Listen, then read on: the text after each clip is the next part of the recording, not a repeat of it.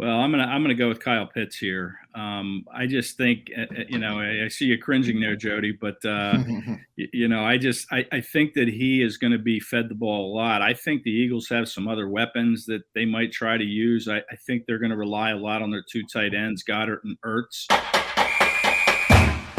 Hey, Eagles fans, if you're a subscriber to the JAKIB Media YouTube channel, you are already registered to win a pair of season tickets for the upcoming season. That's right, you could win a pair of season tickets for the upcoming 2021 season just for being a subscriber. If you're watching and you're not a subscriber, do it now. Subscribe to the JAKIB Media YouTube channel right now. What do you need to do? Subscribe right now.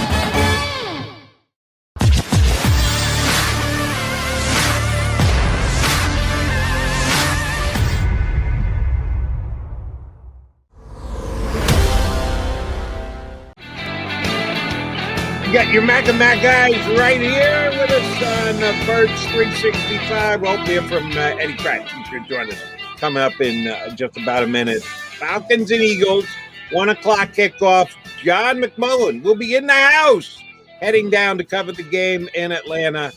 I have never been to that new stadium that they've got in Atlanta. Beautiful. How good is it? It's one of the best. They had the Super Bowl there. Rams and Patriots Super Bowl was there. It's tremendous. Yeah, I mean, all the new stadiums are great. They one up each other. I can't wait to see the one in Los Angeles. Obviously, Dallas is outrageous. Minnesota, where the Eagles won the Super Bowl, that's beautiful.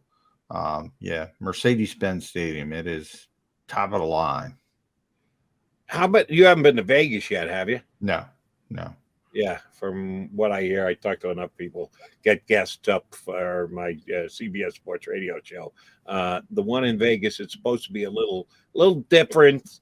Some people like it. Some people don't like it. They think it is. They went a little cheap on that thing, I've heard. They want to, and compared to, like the one in Los Angeles, I mean, it's outrageous. They spent so much money on that. One, Stan Kroenke is so rich, he doesn't care. Plus, the NFL got involved because they just opened their new sort of studios, like Disney World type environment there. So, and obviously people have seen Dallas and the Star and what Jerry Jones has done with that stadium. And it's interesting about Jerry Jones. I mean, he's got this company. I forget what it's called. I think it's Ovations, something. I could be wrong, but he's got his tentacles in all these new stadiums running like the concessions and things like that through this company. So when we talk about business Hall of Famers and we talk about Jerry Jones's power, man, people don't realize how powerful he is. But let me ask you, can't win on the field. That's all that matters. Did you watch the last episode of Hard Knocks? I did not. Okay. But I think both you and I agreed that it would be good this year because Jerry is one of the best promoters on the face of the planet, not just the group of 32 owners in the National Football League. Any business, any place, anywhere, Jerry Jones is as good a promoter as anybody we know. It was kind of a boring year on Hard Knocks. I think they just had boring people. The shark, man. They jumped the shark on Hard Knocks. You know, somebody brought it. We got it. It was good. It was good 2 years ago with Gruden. Because they had Gruden. I thought the Raiders were good. It all comes down to the personalities of the people in it. And Jerry tried. He tried to sell it. But, yeah, I just wasn't buying what Jerry was selling. Which, you know, somebody brought up, and I wish I could give him credit, but I didn't think of this. All the team sort of websites, and they have their own shows, and they keep everything for themselves, and they don't want it out there in that type of environment. So it's kind of made it less important, less relevant, and people less willing to do it. And obviously, if they're doing it in-house, they have more control over it to make sure they don't leak out anything they don't want there at all. So I think that's part of it as well. Yeah, but come on. And I know that the whole world is streaming these days. How are we doing this show right now? We're streaming. I don't want to knock streaming, but if you're on DallasCowboys.com and you're on HBO, they're a little bit of a difference here. Well, no, from the league, happen. but I mean, the league is dealing with the teams. The teams don't want any part of HBO. That's my point, and that's why they got to force them to do the show. Right. I'm not looking at it from a league perspective. I'm looking at it from a fan perspective and the ability to get your hands on it. All right. Speaking of fans, we got a fan joining us, or at least we hope so.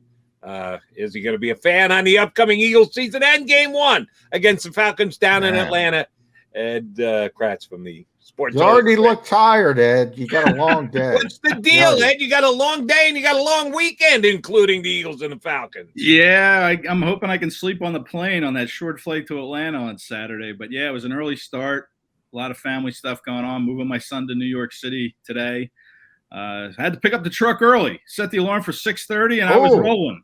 Oh, that's why. And you're still good enough to jump on. That's Ed Kracz right there. Solid guy. Yeah, it means you got up 10 minutes after I did to be ready to do this show. But we're, again, digressing. All right, Eddie, this upcoming game against the Falcons, are the Eagles ready? It's a question we've been kicking around here on the show since training camp opened, and both of you guys were able to go, damn, that was a short practice. We don't have to be here that long. The Eagles have chosen to prepare for the season the way they have. Are they ready for game 1? No, they better be. I mean, it's here. They better be ready. They're going to lose. Listen, hey, I was just on a show with the Falcons beat writer, and he was saying the Falcons didn't do a whole lot either. They didn't practice very long. They didn't play anybody in the preseason. Good returns on Arthur Smith being a positive, approachable, honest coach, but works the guys hard. And that sounds like Nick Sirianni. So, these are two teams that look pretty similar right now. Are they either one going to be ready? I like to think that the Eagles will be. They are healthy. This Brandon Brooks injury, this knee injury that has kept him limited in practice, I have been told is just kind of a precaution to make sure he's going to play to get him through the week. But other than that, I mean, this so-called strategy of short practices and no preseason players has paid off. These guys, here we are week 1, and they're relatively healthy. Now, whether they stay that way, we'll see. And it could take a while to get this team up to speed as the game goes on. They could come out and start slowly, or my feeling is that, Nick Sirianni has treated these guys kind of like caged animals. They've been, behind bars, and they've been on a short rein during the preseason games. And once that cage door goes up, I think they're going to come out hungry, and they're going to attack, and they're going to get off to a good start. Oh, all right. Birds versus birds. And the Eagles are going to be the cage bird. That's the angry bird, which ironically is the Falcons. But too much bird talk. I want to talk about the rookie head coaches, Ed. And Nick has made, he's been consistent throughout the summer. He's not going to show anything, as you mentioned. He's going to be very vanilla. Arthur Smith has gone the same route, as you mentioned, in Atlanta. Nick said it was going to be an advantage for him. Is it an advantage? Because we have rookie head coach versus rookie head coach. However, I will say at least you have the veteran quarterback in Atlanta. You know how Matt Ryan's going to play. I mean, we've seen Matt Ryan forever. He's been very good forever. And they also have Dean Pease as the defensive coordinator. He's been around since the beginning of time, it seems, whether it's Baltimore, Tennessee, whereas the Eagles have sort of an unknown in JG. So does Philadelphia have a slight advantage from that perspective? Yeah, listen, they're both unknown. I don't know how big of an advantage it will be. And you look at Arthur Smith and Jonathan Gannon, that was a storyline this week. Those two coaches were on the same staff in Tennessee 8 years ago. Arthur Smith said it was like living in a dorm. They were roommates, and it was like dormitory living, which when you look at their ages, they would have been in their late 20s back in their Tennessee days. So it was a good analogy. But, those two have familiarity. So they played each other when Gannon was coaching the D-backs and the Colts. They played each other twice a year when Arthur Smith was running the Tennessee offense. So there is some familiarity along those lines, how much that will translate. And Dave Ragone as well. Let me jump in. The Falcons offensive coordinator went to college and high school with Jonathan Gannon, both. Mm-hmm. So Yeah, a lot of familiarity between these coaching staffs. It's pretty amazing when you think about how things go in different paths and then come together. Yeah. And so, everybody knows about Matt Ryan, so there's no, strangeness to the quarterback. Whereas the Eagles, Jalen Hurts, you have a little bit of a sample size to go on from last year, but, he's not as known as Matt Ryan. You know what you're going to get from Matt Ryan. And listen, Matt Ryan, these last few years hasn't been very good. Let's face it. This is a team that's had 3 straight losing seasons, whatever the reason is. But, he's 36 years old now. He's not going to be very mobile. You know that if you can put pressure on him and he holds on to the football, you can get to Matt Ryan. So, I like that matchup, the Eagles D line against a very young interior of the Atlanta Falcons offensive line. But as far as the unknown goes, I think Jalen Hurts is kind of the unknown. What kind of offense is Nick Sirianni going to put him in? If you're the Dean Pease, the defensive coordinator in Atlanta, you're going to see some run pass options. You're going to see Hurts probably keep the ball looking like he's sweeping the edge. And then we've seen this where he'll pull up and try to throw the football. So it might look like he's running when he keeps the ball and tucks it and goes around the edge, but then he'll throw it. So, I think that is to the Eagles' advantage, is not knowing how Nick Sirianni is going to operate with Jalen Hurts. Eddie, I want you to make a comparison between 2 particular players, one on each of these 2 teams. And physically, they're pretty significantly different, but there's a whole bunch of ties between the 2. Devonta Smith and Kyle Pitts. Devonta, advantage, won the Heisman Trophy. Kyle Pitts, advantage. He was drafted first. A lot of people believe the Eagles, if they had the chance at Kyle Pitts, would have taken Kyle Pitts. They would have just missed out on Kyle Pitts if they had stayed in the position where they drafted. But there was some fun debating leading up to the draft. Which receiver would be able to help the Eagles most? The die has been cast. One's in Atlanta, one's in Philadelphia, and they will be compared for this whole first season and shoot their whole careers, as a matter of fact. But first things first, game number 1, Eagles against the Falcons. Who puts up bigger numbers week 1, Devonta Smith for the Birds or Kyle Pitts for those other Birds? Well, I'm gonna go with Kyle Pitts here. I just think, I see you cringing there, Jody, but I think that he is going to be fed the ball a lot. I think the Eagles have some other weapons that they might try to use. I think they're going to rely a lot on their 2 tight ends, Goddard and Ertz, coming out of the gate here.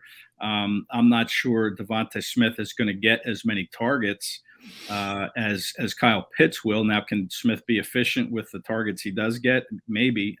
Maybe he gets 50, 60 yards, but I think Pitts, they're going to line him up all over the place. That's the beauty of what you get from Kyle Pitts is, he's listed as a tight end, but he can go outside and play as a receiver. He can play in the slot. I mean, you can line him up everywhere. And as much as I say Jalen Hurts is an unknown and an advantage for the Eagles in this game, it's the same with Kyle Pitts. You're dealing with an unknown player. You don't know. I think he played 1 series in the preseason. So you're dealing with a player here where you don't know where he's going to line up from play to play. And you're going to have to be cognizant of that. And you might have to put a linebacker to try to cover him, at least, for the first 10 yards off the line of scrimmage. And I'm not sure that's an advantage to the Eagles. So I think Pitts has a bigger game here than Devonta Smith. When you look at that Atlanta offense as a whole, and I kind of focus in on 3 things. You just talked about one of them in Kyle Pitts, which I think is, such a unique matchup, a unicorn of sorts, because he's too big for any cornerback. He's too fast for any linebacker or any safety. But I do look at Calvin Ridley as well, who to me has turned into one of the best route runners in this league. I think he was a little bit undervalued because Julio Jones was there for so many years, and Julio's Julio. I think he's a really good player. So those are the difficult parts to me. And then the positive from the Eagles' perspective is Jalen Mayfield, who's a rookie 3rd-round pick, who they're going to try to start at left guard right in front of Fletcher Cox and Javon Hargrave. When you look at that Atlanta offense as a whole, what are your sort of staples, bullet points to this game? Yeah, Calvin Ridley, you mentioned. Yeah, he's a terrific route runner. In fact, Quez Watkins referenced him. They worked out together this summer, and Quez said he learned a lot about route running from Calvin Ridley. So, yeah, Julio's not there. Calvin Ridley's going to be a big focal point of this offense. The running backs, I think, are a little unrated or underrated, underknown. But I think you mentioned the Jalen Mayfield, the third-round pick from Michigan. Yeah, he's making his first start. They're going to have to probably give him help, I would think, somewhere along that line, because you're going against either Fletcher Cox or Javon Hargrave, and then you bring in an experienced guy like a Hassan Ridgeway, perhaps that can go against him. You're going to have another rookie, Milton Williams, who will probably get some snaps on that interior. But that whole interior offensive line for Atlanta is very young. Matt Hennessy is their center, of course, a Temple product. He'll be making his third start at center. He was a draft, I think he was a third-round pick last year. And now you got Mayfield. And then on the other side at guard, you have Chris Lindstrom, who's only in his third year out of Boston College. Now, he's very good, but, it's a young interior, and that plays right into the strength of the Eagles. If they can put some pressure, up the middle of the field in Matt Ryan's face, that's going to cause some problems, because then you got coming around the edge, you have Barnett, Sweat, Graham. I mean, this defensive line should really control the game here against this Falcons offense. But Arthur Smith, he did a great job running that offense in Tennessee. He knows how to motion people to get your defense to reveal some tells pre-snap, or he gets guys in position through that motion that creates a mismatch. So, that's going to be interesting to see how the Eagles handle that pre-snap stuff that you're going to see from Arthur Smith. All right. Again, I'm back to Kyle Pitts, and maybe I'm overestimating what I think this guy can do week number one. I think both young stud rookie standouts are going to have big games on Sunday, as a matter of fact. But yeah, who are the Eagles going to use to cover him? Will it change as to whether – I don't think he's ever going to be – or I shouldn't say ever, but very infrequently – in line on his tight end position. He's going to be split out in some way, shape, or form. Is it going to be safeties? They're not really going to try and use a linebacker often to cover him, are they? You do every once in a while just to keep the offensive guessing, and that's part of the fun of it, the guessing game between the Falcon OC and the Eagles DC. As friendly as they may be, they're going mano a mano against each other on Sunday. Who gets the Kyle Pitts responsibility? Yeah, well, I don't think the Eagles have a linebacker that can cover him. I mean, he's a size mismatch for sure. He's a 6'6", 245-pound target out there. I mean, who matches up? I mean, you could say Avonte Maddox. You could pick him up, but Avante's 5'9". Yeah. But you really don't have anybody that can match up with him. So you're going to have to find ways to make sure that you either zone him up and you have guys in the vicinity ready to close down any space that he's trying to find. But as far as one-on-one goes, good luck. I don't think the Eagles have anybody. And I think you could say that about a lot of teams that the Falcons are going to play this year. Getting back to Smith, Jody, listen, I say that Pitts could have a big game, but I think this Falcons defense, there's not a lot there. You have Grady Jarrett on the D-line. You have a couple fast linebackers, but I don't think it's a very good defense overall. And so I think you're going to see a lot of gambling from Dean Pease. I think you're going to see a lot of blitzing, try to disguise some things off the edge to bring pressure. And when you gamble, that opens up a big play opportunity, and Smith could be on the other end of that big play opportunity with a 50-plus yard touchdown catch at some point, or Quez Watkins even. But I think the Eagles are going to take some deep shots here, and if they do, like I said, if Smith is efficient with his targets, then maybe he does have more yards than Pitts. But just looking at it on the surface, Jody, I don't see the Eagles having anybody that can really cover him. So if you're Jonathan Gannon, you're going to have to find ways to scheme up a way to stop him, or at least bring enough guys around him where if he catches the ball, you're stopping that play right there, making the tackle and not letting him get any yards after catch. Yeah, and we talked to Anthony Harris this weekend, as you know, and he said that. He said it's going to take a village to stop a player like Kyle Pitts, essentially. It's going to take more than one person. It's not going to be about one guy. So I do want to shift to that defense you were talking about. You mentioned the guy, it starts with Grady Jarrett, who's a really good player. I think he's one of the more underrated players in the NFL. But that front seven as a whole is not impressive. Deion Jones, as you mentioned, a lot of speed at linebackers, had some injury problems. Our old friend Stephen Means is back. Even Lane Johnson mentioned him because he was such a big part of getting Lane up to speed as a practice squad player. But he was a practice squad player. And now they're expecting Stephen Means to be a big-time pass rusher. I do look at that secondary, though, and I see some talent. A.J. Terrell was a first-round pick last year. We know Fabian Moreau from Washington. People might remember him. Teron Harmon from New England, Detroit. Richie Grant's a high-level pick. I don't know how much he's going to play.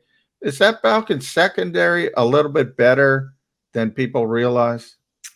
Yeah, I think it's to be determined. I'm not really sold on it. I like AJ Terrell a lot. Obviously, a high round pick, can play corner. But on the other side, I'm not sure what they have. Fabian Moreau in Washington. I mean, we saw him. I wasn't really that big of I didn't think he was any great shakes, to be honest with you, as a safety. And Teron Harmon knows what it takes to win. He played in Bill Belichick's system, probably won Super Bowls, I would guess, but he's got a little age on him. It's a good guess. yeah, right. So he's got a little age on him, I guess. And so, but I'm just not sold on that secondary, to be honest. But again, Jalen Hurts is going to have to find guys open. I mean, you look at Kyle Pitts and you say, okay, who's going to cover him? But then you look at the Eagles tight ends, like who's going to cover Goddard and Ertz should they both go out in patterns? I mean, you mentioned the two linebackers, Jones and someone whose name I can't pronounce, but as linebackers, they're speedy, but can they cover? I mean, Jones is a pretty short linebacker. I think that's mismatch all day long for the Eagles with their tight ends against whatever the Falcons have in that second. And by the way, Ed, I just looked it up real quick. He's got 3. So you're right. Good prediction. He's got 3. All right. Since you went to tight end, I'm going to follow it tight end with you, Mr. Kracz.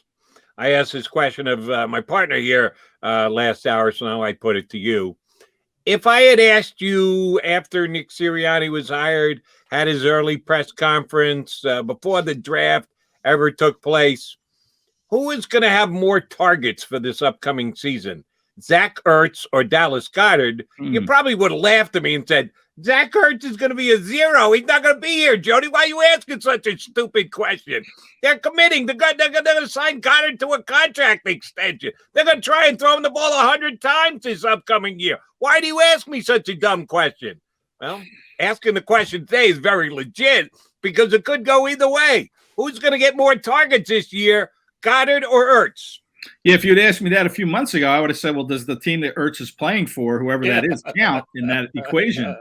But he's here, and I think the Eagles are going to use him. I really do. I think Nick Sirianni has really fallen in love with Zach Ertz as the summer has gone along here, to the point where, they're going to use him. But then he said in the a press conference earlier in the week that they're going to try like heck to get the ball to Dallas Goedert. So listen, I think both guys are going to be targeted. But if you ask me who's going to have more targets for the whole season, I would say Zach Ertz right now, and that's crazy to say that. 3 for 3. I said Ertz, John said Ertz, you said Ertz, and nobody would have said Ertz. Even a month ago, nobody would have said Ertz. No, sir. He's done a great job politicking. I noticed the other day during stretching right next to Jalen Hurts. Zach Ertz is a smart man, and the head coach loves him. Yeah, he did the same thing with Carson Wentz. If you remember when Wentz came to town, he was riding, like they were Siamese twins or something, joined at the hip. I mean, he was right there in Carson Wentz's pocket. So Ertz is a smart guy, and he got 116 catches out of one season. With that relationship. So he's a smart guy. He's not. He went to Stanford, for crying out loud. Of course, he's a smart guy. Yeah. How much Thursday night football opener did you see? And you're shaking your head, so I assume you saw quite a bit. I did. So my question is, can the Eagles win a game like that?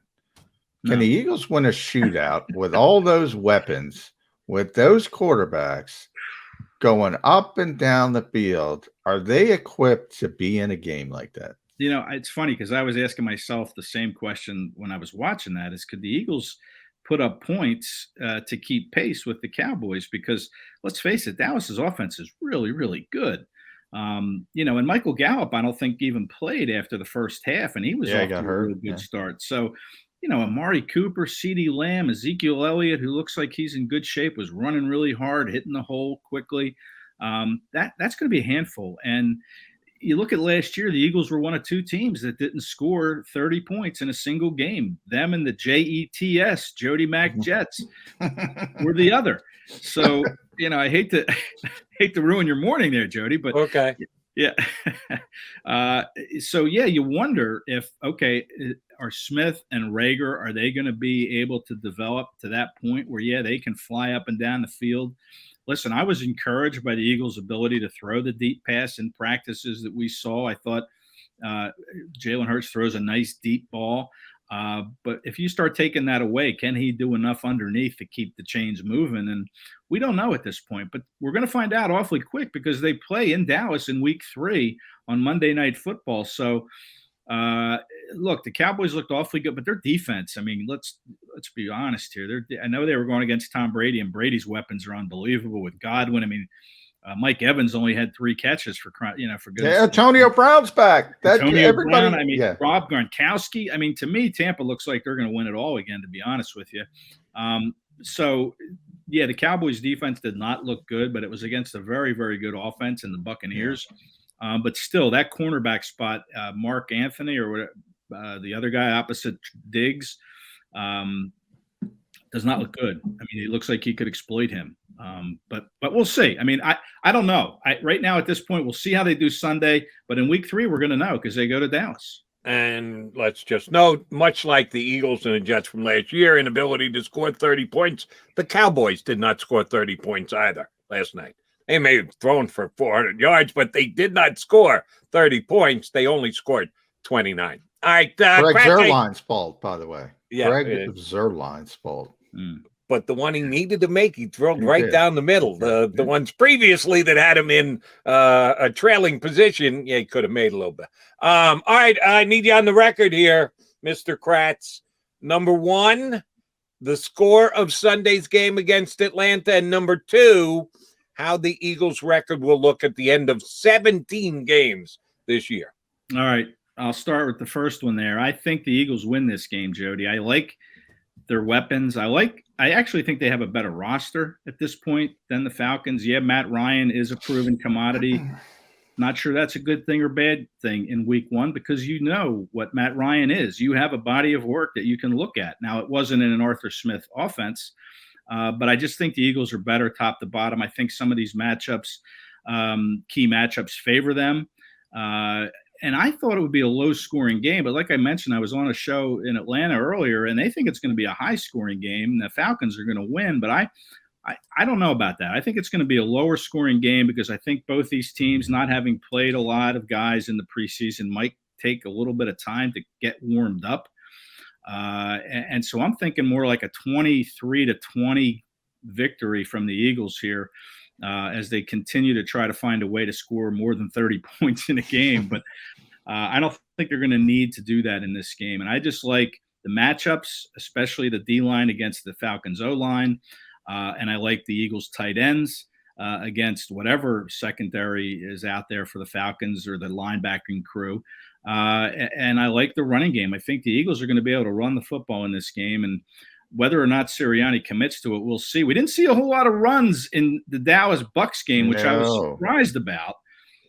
It was just one pass after another. When you can throw it like that, why bother? Yeah, I guess. I get. But listen, when you run the ball, you take some time off the clock, and you're going against Tom Brady in that offense. I would think if you're Dallas, you'd want to run the ball a little bit more to try to control some clock and shorten the game.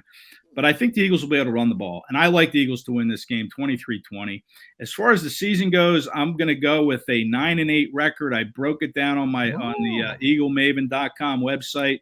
I think they find a way to win 9 games. I think to break it down even further, I think they're 3-3 after 6 games. I think they find a win this weekend. I think they win against the Panthers, and I think they go to Dallas and surprise the Cowboys. But after watching last night, when I made this pick, I'm like, well, I might have to rethink that. You want to skim back to 8-9 here, Mr. Kracz, instead of the 9 and the 8? Well, 500. I'm going to sneak one in before you got to go to New York, Ed. Last one from me, 9-8. It's about wins and losses in this league. Does that mean Jalen Hurts is a starter in 2022? Well, I guess it depends what that 9-8 looks like. Does Hurts throw? Listen, ball security is going to be big for Jalen Hurts. I think consistency and accuracy is going to be big. I mean, what are those numbers going to look like at the end of the year? Will he even make it to the end of the year? I think he does.